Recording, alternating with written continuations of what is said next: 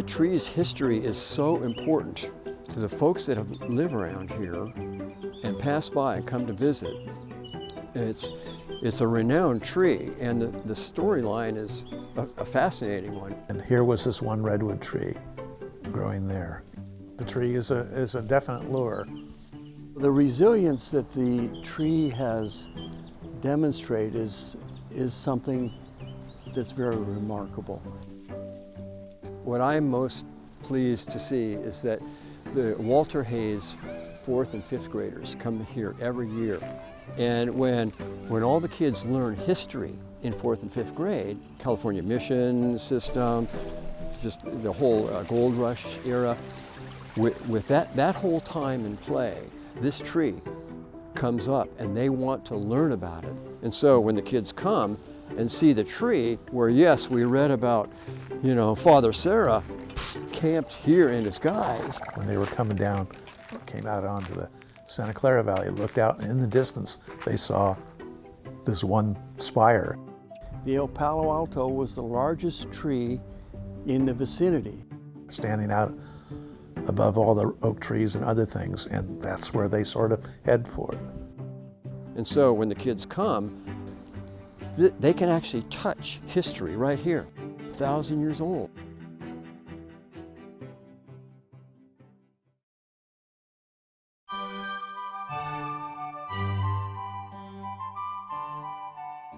For 20 years, it was my privilege to be one of the chain of stewards to care for this tree over my shoulder here. This is the El Palo Alto redwood tree.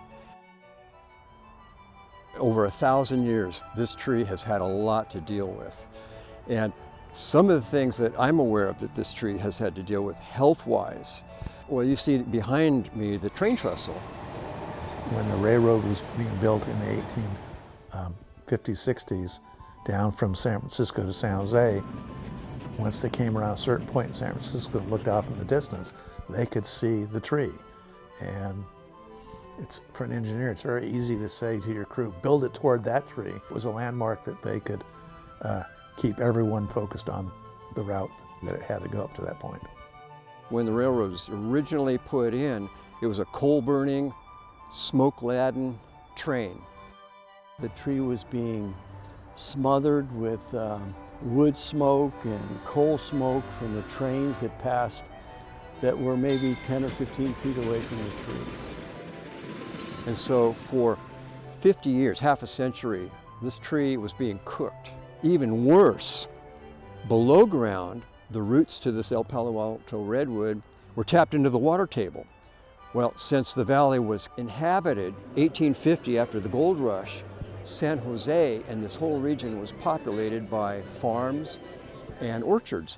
They tapped wells, and actually they detected the water table lowered so deeply out of the reach of the El Palo Alto redwood that it was starving for water below, and the top was getting cooked, so the tree looked like hell for a long time until they started capping the wells to water table would come back. The Santa Clara Valley Water District was created for that purpose. Once they stabilized that, the tree started coming back to life. The water table came up and more foliage came onto the redwood. One thing that I appreciated and thought was nice was the fact that Dave Doctor, he asked me to train him how to do the scanning on the trunk. And I thought that was very nice, and I appreciated it at the time because I didn't want to get up on scaffolding 14 feet up on a tree, but Dave did. So Dave was hanging from the top part of this tree on a rope, and he went on the other side of the wall and did the scanning of the concrete wall. We tied a rope to the tree and suspended Dave over the side. So there I am going over the edge with all that rigging and stuff. So we're checking out there. And he actually did 4 scans down the wall, down to 17 feet. And the way the radar technology works is there's a little survey wheel on the back of the antenna, which Dave was using, and every 2/10 of an inch that wheel would turn, it would shoot a radio wave through the concrete and into the soil, and it would reflect off the moisture that's inside of a root of a tree. So he was able to document all the roots just below the El Palo Alto here, which I really appreciated, because at that time in my life, I could not do things like that anymore.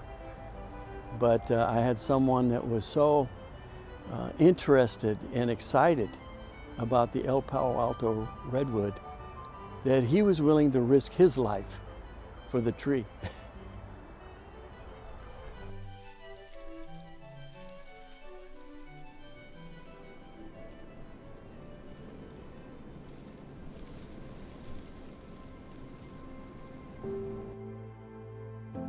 George Hood was one of the my favorite guys that I read about, though I've never met him.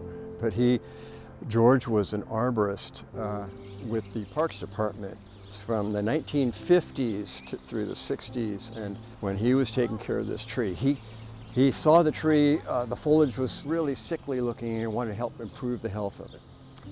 He knew his dad went over to this tree and sunk terracotta pipes around it and carried water over here and poured water down the pipes. But when George got in charge of taking care of this tree, he came up with a plan. He called it a fool the redwood plan, to try to fool this redwood into thinking there was coastal fog coming and watering the leaves every single day. How could he do that? George Hood put a pipe, an irrigation pipe, at the backside of that tree, and it went all the way to the top. And at the top, he put a mister that actually mimicked the natural habitat that the coastal redwoods normally enjoy, which is along the coast in the mountainous regions where they get the morning fog and copious amounts of rain, much more than what we get here in the valley. When they did install that misting system, I think that was the turning point in the health of the tree. It was just a good idea that one of the stewards had, and he tried to fool the redwood into thinking it was happier and getting watered.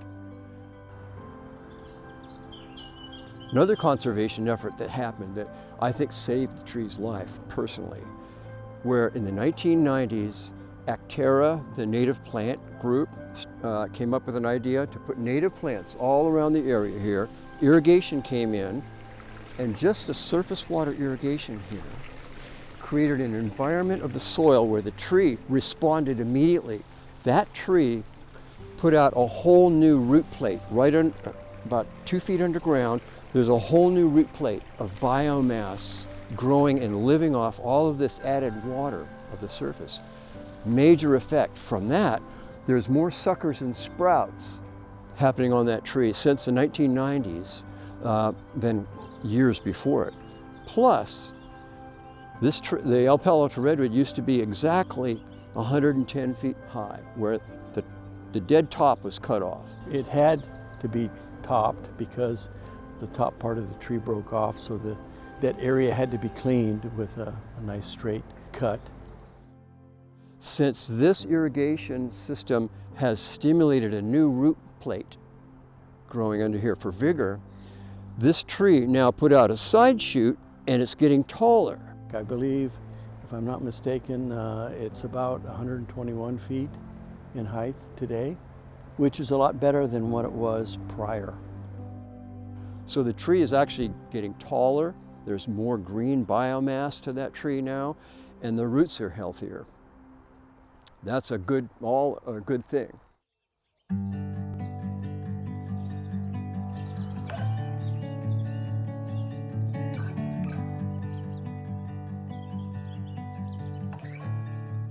So we started our evaluation on the El Palo Alto redwood in 2013, and we just finished it in 2023. So it was something that turned out to be very important in my life as an arborist, be able to work on a tree that was as old as the Palo Alto redwood, and the historical significance of the tree. The more I looked into the history of the tree, what it stood for, and what it had been through, the more intrigued I became and wanted to do this evaluation, which I did as a pro bono project. It was just for my own satisfaction. Satisfaction of this evaluation came as I got to research the history of the tree. Back in the late 1800s, Leland Stanford, he used large timbers or railroad ties, you might say, and he built a wooden retaining wall. But it was interesting is when we used the ground penetrating radar to locate the roots of the Palo Alto. And what we were able to see was what we think was the original structural support system that Leland Stanford used in his original wooden retaining wall. And this was done, I think, back in 1902 or 3, about the time the Wright brothers were getting ready to fly their plane. That's history on this tree. It goes way back. Another oddity of this tree structure, there's a big branch that comes out and goes towards the south. That side branch, we call that our dog leg. It is such an interesting, abnormal side branch. It wants to become a whole separate tree, it looks like, you know. But one of the neat things, interesting things about this tree, knowing that there's branches, kids like to climb it. Okay, everybody likes to climb. But did you know that after Leland Stanford University was originally founded, there was a regular practice of that each one of the classes would have a class race who could place their flag at the top of Palo Alto redwood first. In the early days, the Stanford students were wild and crazy. Some of them still are today. And most of them got up and got down more or less safely. There's a couple stories about ones who needed to be rescued. When the kids used to come and climb the tree, they'd have to start somewhere. Check this out. In here, embedded in the tree, is gigantic railroad spikes. There's one there, the other one's up here, and there were several going on up. But this one down here, when I first got here 25 years ago, this spike was sticking that far out. So this tree trunk has grown around that spike, but those probably were the original spikes used, I would imagine. No information of how much alcohol was involved in those stories. Every year you get a whole new crop of Stanford students with plenty of time on their hands. And so the tree is a definite lure. That happened until one year in 1909, one of the kids got stuck up in the tree after dark. Couldn't get down. I wonder if that's the branch he got stuck on. But he had to be rescued by the rest of the school, university. Total embarrassment. From that day on, the headmaster prohibited Palo Alto from being climbed for this class contest. It's totally a great story, you know.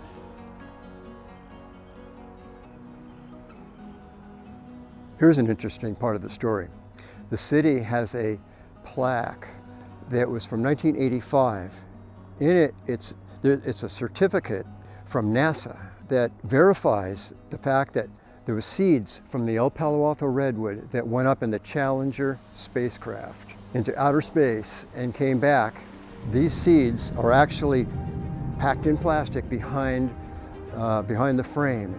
But it's been asked of me, how did they get in the Challenger aircraft? Well, there was an individual that lived in Palo Alto that worked for, I don't know, NASA Ames probably, Lockheed Martin, Moffett Field was here. The 50s after World War II was rampant with aerospace technology. And NASA had astronauts from all over. One of the astronauts lived right here in Palo Alto. And every astronaut was asked, you can take something personal into outer space, what would it be? This guy said, I would like to take seeds from El Palo Alto, and up the seeds went.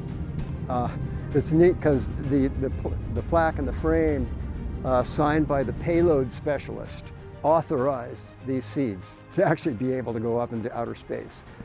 There is a tree growing in El Palo Alto Park, I believe that's where it is, that were nurtured from those, at least one of those seeds. All of this together is amazing provenance of where these seeds and where this tree has been. Even though it's so well grounded, its seeds have been as far as space. Yeah, isn't that a great piece of provenance story? I love it.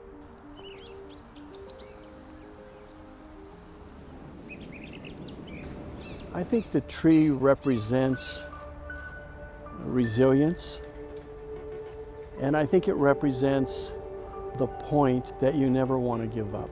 Because looking back on the history of the tree, all of the different things that has happened around the tree, this tree was originally twin trunks, and the story says that one blew over in a storm back in the 1800s, I believe. Yet it was an event that affected the tree, and the environment that the tree eventually found itself in, because at one time this was just an open field. And then the railroad came in and it changed the environment around the tree. What will this tree incur in the future? Will there be global warming or weather change? One of the most immediate things that is coming up is Caltrain is proposing to replace the bridge. Now, if that were to be removed and replaced with new concrete embuttressments and new engineering stuff, messing around with the roots of that tree, that seriously could be a jeopardizing event for the tree. So Caltrain, the Creek folks, the city that owns this land, all parties that have some function and reason to be doing stuff around the tree need to be very sure that they're not impacting it in any way.